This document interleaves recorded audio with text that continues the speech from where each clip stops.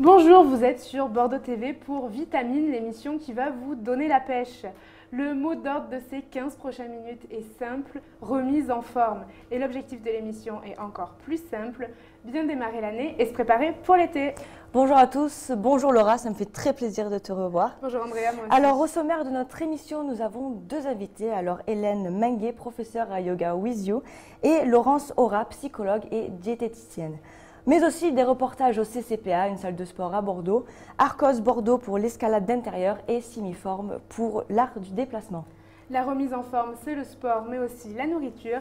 C'est pour ça qu'Andrea a été à Darwin interviewer Jean-Marc Gansil, cofondateur et directeur de la transition écologique de Darwin.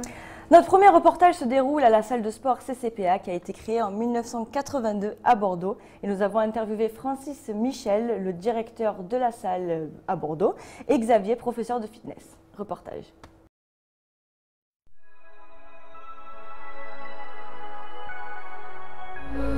La fréquentation des salles s'est beaucoup démocratisée. Quand j'ai commencé, c'était plutôt réservé à une élite sociale.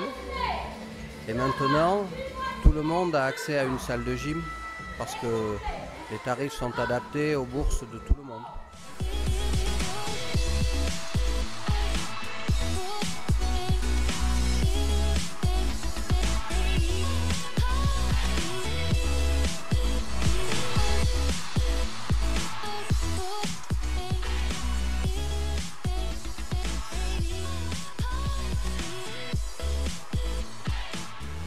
Alors, on a beaucoup de cours là dans la salle, donc on a une salle traditionnelle, on a beaucoup de cours variés, des cours traditionnels, puis des cours des concepts Les Smiths. Donc, moi actuellement je donne un peu tous les cours, hormis le Pilates, parce que c'est une formation bien spécifique.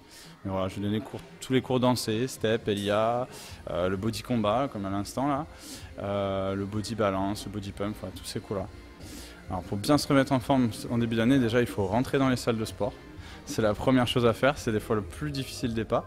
Et puis après, la deuxième étape un peu plus difficile, c'est d'être régulier. Mais si on arrive à être régulier dès le début, et bien après, il n'y a pas de problème. Il faut se faire un peu violence et après ça va tout seul, ça devient un plaisir. Alors pour les résultats plus rapides dans un premier temps, ça va dépendre de nos objectifs, mais tout ce qui va être perte de poids, tout ce qui va être éliminé un peu, ça va être toutes les activités cardio, telles que le biking, telles que le body combat, assez intenses. Pour pouvoir brûler assez rapidement et dépenser beaucoup d'énergie. Après, sur le long terme, des cours comme le body pump, un peu de renforcement musculaire, ça va vous permettre de maintenir votre poids et d'être en forme plus longtemps.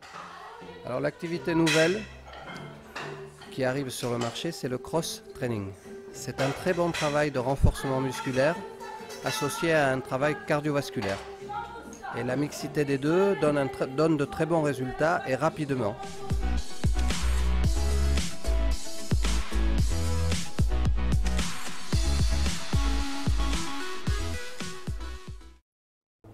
Andrea, je crois savoir que tu vas régulièrement à cette salle. Est-ce que tu peux nous en dire un peu plus? J'aime beaucoup cette salle, elle est très complète, les personnes sont très gentilles qui travaillent à l'intérieur. J'aimerais continuer à aller parce que moi le sport c'est ma vie, le chocolat aussi, mais bon ça c'est une autre discussion. Les tarifs sont très accessibles parce qu'on peut payer 12 € une séance, donc c'est accessible à tout le monde. Passons à quelque chose de plus zen, mais qui demande tout autant d'efforts, le yoga. Et pour en parler, nous recevons Hélène Menguet, professeure de yoga à Yoga With You. Bonjour Hélène. Bonjour. Merci d'avoir accepté notre invitation. Donc vous travaillez avec Agnès Cassonnet à Yoga With You et vous êtes professeure de yoga depuis 5 ans. Oui. Et vous avez beaucoup voyagé en Espagne, aux Pays-Bas, en Inde et en Indonésie. Pour nos auditeurs, est-ce que vous pouvez nous expliquer un petit peu ce concept de yoga? Qu'est-ce que c'est? Alors, oui, le yoga, c'est un art de vivre, véritablement une philosophie de vie qui existe depuis longtemps, depuis des millénaires et qui nous vient de l'Inde. Et le terme de yoga, en sanskrit, signifie union, union du corps et de l'esprit. Du coup, on va chercher à apaiser son mental et en passant par le corps pour trouver un état de bien-être profond. Et vous, quand est-ce que vous l'avez découvert, le yoga? Je l'ai découvert aux Pays-Bas, alors que j'étais étudiante en droit international. Et donc on a vu aussi qu'il y a plusieurs sortes de yoga. Donc vous êtes professeur de Vinyasa, Hatha et Yin. Alors quelles sont les différences?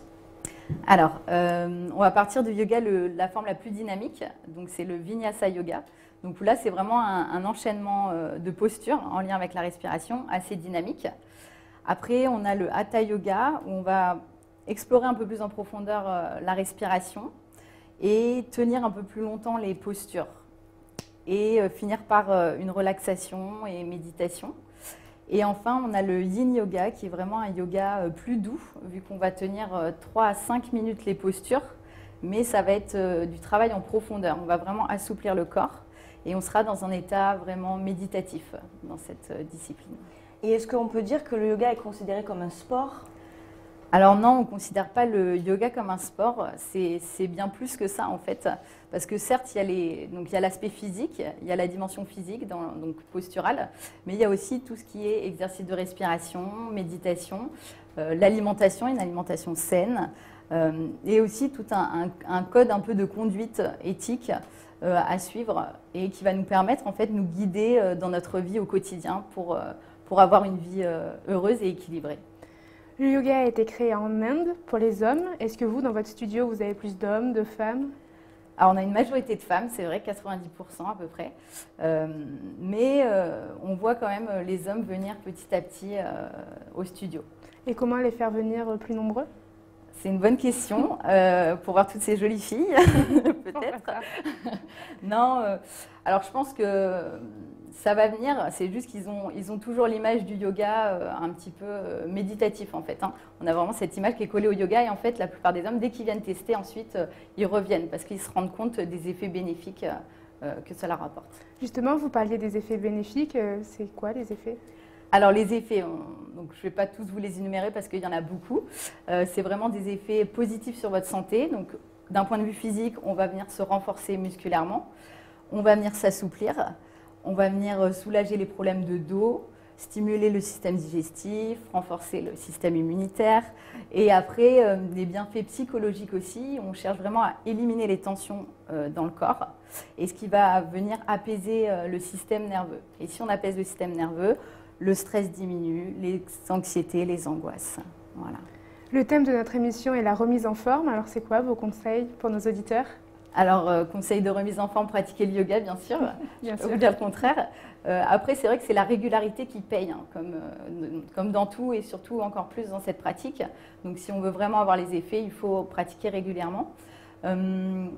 Une remise en forme, ça passe aussi par sa respiration. Donc, vraiment apprendre à maîtriser sa respiration. C'est la première manière d'éliminer les toxines. Et enfin, s'hydrater. Voilà, s'hydrater avec de l'eau ou des jus de fruits et de légumes, par exemple. Ça peut changer du vin, pourquoi pas. Voilà. J'aimerais tester un jour. Donc, merci Hélène, merci beaucoup d'avoir répondu à nos questions. Et restez avec nous pour notre prochain reportage. Merci. Le prochain reportage, c'est sur l'escalade en salle. C'est un sport différent, mais qui est de plus en plus pratiqué dans les grandes villes. C'est même en plein essor, puisqu'il sera présent au prochain JO d'été en 2020 au Japon. Allez, continuons de travailler nos muscles, mais en prenant un peu de hauteur. Suivez-nous à Arcos Bordeaux. Nous avons rencontré Rodolphe Ernaud, le directeur de la structure, depuis 2 mois. Et on lui a demandé quel est le concept d'Arcos. Reportage. En fait, l'idée, c'est de vraiment créer un lieu de vie ici. L'escalade de bloc, c'est une activité qui est hyper conviviale. Et du coup, on voulait leur proposer un lieu où ils pouvaient se retrouver entre amis, où ils pouvaient y passer la journée. Vraiment venir grimper, se restaurer, regrimper, se retrouver pour boire un verre. Voilà, c'est vraiment l'idée d'avoir un lieu de vie convivial où on puisse se retrouver entre amis ou en famille. Alors, l'escalade, c'est un sport qui est très complet, qui nécessite des qualités de force, de souplesse. Ça développe aussi la concentration. Donc du coup, c'est vrai que tout le monde peut s'y retrouver, à tous les niveaux, tous les âges. En fait, comme on a des blocs de différentes couleurs en fonction des niveaux de difficulté, du coup, c'est hyper accessible à tous. Et vraiment, on peut vraiment évoluer dans sa couleur, progresser et du coup se remettre en forme. Donc c'est vrai que c'est très accessible, très simple d'utilisation. Tout le monde peut venir s'essayer à l'escalade de bloc sans aucune limite. C'est juste on accueille les enfants à partir de 3 ans et il n'y a aucune limite. C'est hyper accessible comme sport. Je trouve que l'escalade pour les enfants c'est vraiment un sport complet et puis ça les oblige aussi à se concentrer pendant un certain laps de temps, ce qui n'est pas toujours facile pour les miens en tout cas. Et du coup ils se dépensent bien aussi et ça leur permet de travailler avec d'autres enfants, d'écouter ce que le professeur dit, donc ils adorent ça et du coup c'est une bonne façon de passer le mercredi aussi.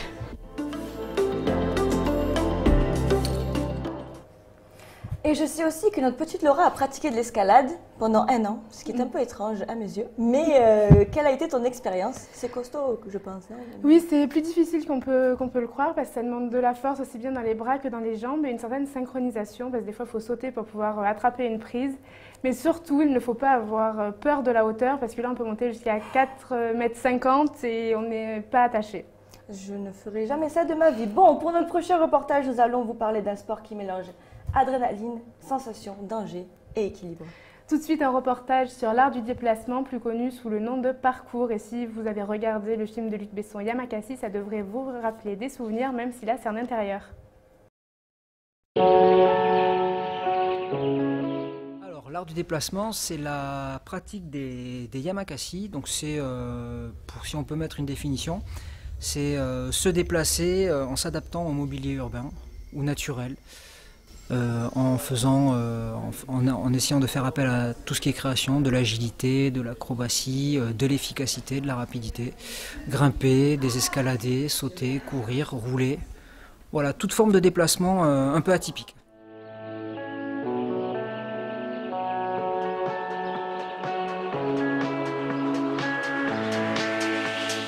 On est en train de se faire connaître par rapport à la pédagogie de la pratique.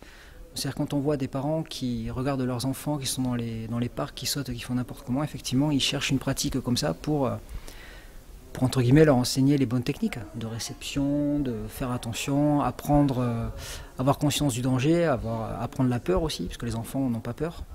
Donc il faut faire attention à ça. Effectivement, les parents sont beaucoup à la recherche de ça. La première chose qu'on apprend, c'est on apprend que l'art du déplacement, c'est quelque chose de dangereux. Donc avant de sauter, on s'entraîne, tout simplement, physiquement, ainsi que techniquement, et les techniques restent souvent au sol, pour commencer. Parce que l'art du déplacement, c'est tellement large, on peut très bien partir dans la performance extrême, entre guillemets, ou alors rester sur de la performance efficace, juste s'amuser, juste passer par-dessus une barrière, c'est de l'art du déplacement. Voilà, marcher en équilibre sur un petit muret, c'est de l'art du déplacement.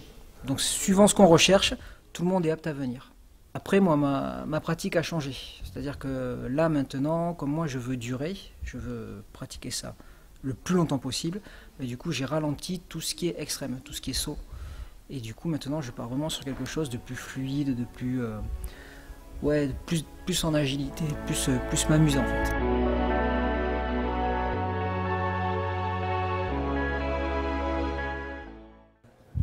Vous pourrez tester ce sport ce week-end en présence de 2 membres des Yamakasi. Du sport, on passe à la nourriture. Nous allons voir comment on peut mieux se nourrir, apprendre à mieux se nourrir. Nous recevons tout de suite Laurence Sora, psychologue diététicienne. Bienvenue sur notre plateau. Bonjour. Bonjour. Bonjour. Je pense que je vais prendre un rendez-vous après l'émission. Ça peut être nécessaire. Comme on le disait, vous êtes psychologue diététicienne, mais vous aimez aller au restaurant, mettre du chocolat sur les crêpes. Et vous avez une réelle passion pour la nourriture puisque vous allez visiter les supermarchés et les marchés dans les villes étrangères. Exactement. Et l'objectif que vous avez avec vos patients, c'est réconcilier leur alimentation et leur corps. Alors comment vous faites ça? Quelle est votre méthode? Alors, ce n'est pas vraiment une méthode, c'est plutôt une démarche. L'idée, c'est d'accompagner chacun dans une meilleure connaissance de lui-même en tant que mangeur. Et l'alimentation, c'est un endroit dans l'existence où il se passe beaucoup de choses qui sont influencées aussi bien par la culture, par la religion, par les messages de santé publique, par les médias, par le rapport à soi, par les éléments affectifs, par l'éducation qu'on a reçue. Bref, c'est un endroit où on dit tellement de soi, et c'est ça qu'on va aller chercher avec chacun de mes patients, c'est quel est son soi de mangeur et comment le découvrir. Il y a une mode en ce moment, c'est les régimes détox. Est-ce que vous pouvez nous en parler un petit peu plus? Là, j'ai les cheveux qui se dressent sur la tête. Alors, les régimes détox, ça ne sert à rien. En fait, ça ne sert à rien parce qu'on a dans le corps un organe qui s'appelle le foie, qui est là pour être une usine de détox. Donc en fait, il est lui tout à fait capable de travailler et de nettoyer le corps. Maintenant, ça ne veut pas dire dans l'autre sens qu'il faut cumuler excès sur excès sur excès sur excès. Là, en période d'après-fête et d'après-galette, on est un peu là-dedans et d'avant-chandeleur. Donc l'idée, c'est de réguler son alimentation de manière à pouvoir vivre de façon conviviale et festive des excès et en même temps de façon à pouvoir par moment s'écouter mieux, sentir comment on va, comment on a faim, comment on se rassasie plus vite. Si on a plutôt envie de manger de la soupe, des radis noirs que de la tartiflette. Et ça, par contre, c'est important de pouvoir se suivre et d'être juste avec soi. Donc vous n'êtes pas adepte de ce régime qui consiste à manger qu'avec du liquide, en fait, Non, de faire que boire des jus? Pas du tout. Juste après votre interview, il y a un reportage à Darwin sur le bio. Est-ce que c'est une alimentation que vous préconisez? Bien sûr, le bio, c'est l'assurance d'avoir moins de pesticides, d'insecticides dans l'alimentation, moins de perturbateurs endocriniens. Maintenant, il faut comprendre deux choses avec le bio. La première, c'est que les personnes qui produisent du bio ont une obligation de moyens et pas une obligation de résultats. C'est-à-dire que par le hasard des éléments naturels, leur production peut être contaminée par certains insecticides et pesticides. Je pense au vent, je pense aux écoulements d'eau, ce genre de choses. Donc, ils ont une obligation de moyens, mais on est sûr d'avoir moins de pesticides et d'insecticides que si on en avait mis dessus. Et l'autre chose à comprendre, c'est que le bio, il est intéressant quand il est cumulé à une alimentation locale et saisonnière. Si on va chercher un haricot vert bio en ce moment qui vient du Kenya ou des dattes qui viennent du Chili, il n'y a aucune pertinence à prendre du bio. D'accord. Donc on va parler un petit peu plus de vous. Donc vous êtes psychologue et diététicienne. En quoi le fait d'être psychologue est un petit plus en fait pour vos patients? Non, c'est pas un petit plus. Un grand plus, alors. C'est un grand plus. En fait, je dis ça parce que c'est pour cette raison-là qu'ils viennent me voir. C'est-à-dire que, en général, mes patients sont des gens qui ont fait beaucoup de régimes ou beaucoup de réflexions autour de leur assiette, leur alimentation. Ils ont essayé plein de choses et ils sont en échec par rapport à ce qu'ils espéraient de ces choses-là. Ou parce qu'ils sont revenus à un mode alimentaire antérieur à leur régime et qu'ils se disent ça doit se passer ailleurs que juste dans mon assiette. Et c'est là qu'ils viennent me voir parce qu'ils sentent que justement, ce que je vous disais tout à l'heure, tous ces éléments psycho-affectifs vont influencer leur alimentation et leur rapport à eux, parce que parfois ça ne se passe pas, le problème ne vient pas de l'alimentation, mais vient ou d'un problème antérieur dans l'histoire, ou bien d'un regard qu'ils portent sur eux qui est négatif, et c'est sur tout ça qu'on va travailler. Donc là, on est beaucoup plus dans le psychologique que dans le diététique, mais toujours avec cette porte d'entrée du corps et de l'assiette. D'accord. Okay. Et pour terminer, avez-vous une astuce pour bien commencer la journée, un petit déjeuner Petit déjeuner qui permettrait de passer de nous plusieurs... mettre oui, voilà, c'est ça. ça. C'est le geste qui va bien. Alors, la seule astuce que je peux vous donner, c'est de vous écouter. C'est-à-dire que quand on se lève le matin, si on a faim, c'est pertinent de prendre un petit déjeuner. Si on n'a pas faim, ça n'a aucun intérêt, puisque quoi que vous prendrez, et même si c'est le plus équilibré possible, le meilleur sur le papier possible, si votre organisme ne sait pas brûler cette énergie que vous lui apportez, il va la stocker. Donc mon conseil, c'est de prendre quelque chose à manger au moment où vous avez faim dans la matinée, parce qu'on ne peut pas anticiper la faim qu'on va avoir. Donc on entend depuis des années que le petit déjeuner, c'est le repas le plus important de la journée. Vous êtes en train de nous dire que c'est totalement faux. Voilà, je suis en train de détruire vos représentations du petit déjeuner. Oui, cette idée qu'il faut que ce soit le plus gros repas de la journée, ensuite le midi moins et le soir encore moins, tout ça, ça n'a aucun sens. C'est très très culturel, puisque en France, on mange 3 fois par jour, avec cette idée-là, qui avait sans doute du sens au Moyen-Âge, quand les gens étaient beaucoup dans les champs, avec des travaux, enfin bref, ils faisaient un travail très physique, mais aujourd'hui ça a beaucoup moins de sens, et preuve en est, c'est qu'un peu plus loin dans le monde, notamment en Indonésie, on mange 9 fois par jour, 9 prises alimentaires, et on n'a pas de problème de poids et on n'a pas de problème nutritionnel. Donc tout dépend de la personne, de la culture. Voilà, tout dépend de la personne, et c'est là où la psychologie intervient, c'est bien de la personne dont il s'agit. D'accord. Bon, ben, merci beaucoup pour vos réponses. Merci à vous. Restez avec nous et suivez-moi à Darwin. Effectivement, comme tu le disais, tu as été à Darwin rencontrer Jean-Marc Gansil et vous avez parlé du bio. Bon, tu te téléportes, Andrea? J'espère que ça va tous vous plaire. Mais oui.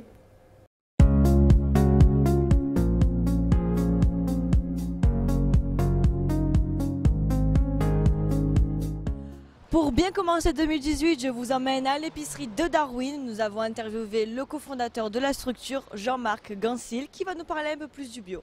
Allez, venez.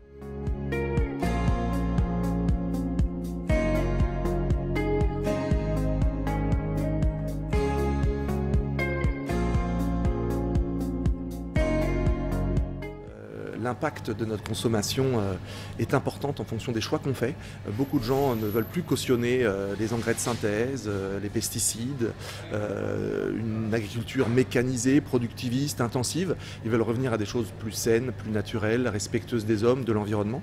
Voilà, c'est ce qu'on propose ici avec une offre qui est locavore, au sens où on va s'approvisionner à 150 km maximum, puis proposer des alternatives aussi végétariennes, véganes, notamment dans le restaurant, qui nous permettent d'être en phase avec nos convictions.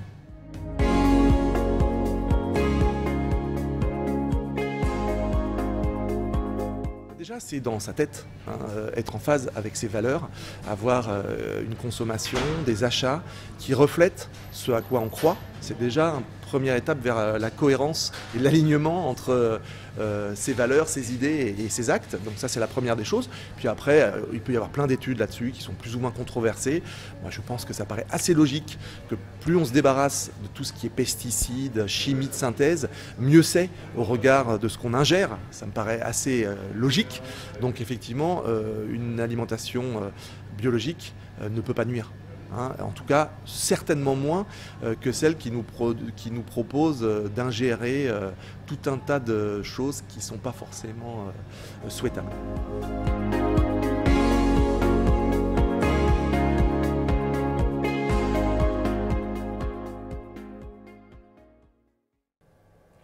Malheureusement, notre émission touche à sa fin. Merci infiniment de nous avoir suivis. Merci encore à l'équipe de Bordeaux TV, Julie pour la régie, Romain pour le cadrage, Natacha pour l'habillage et finalement Kirill pour la production.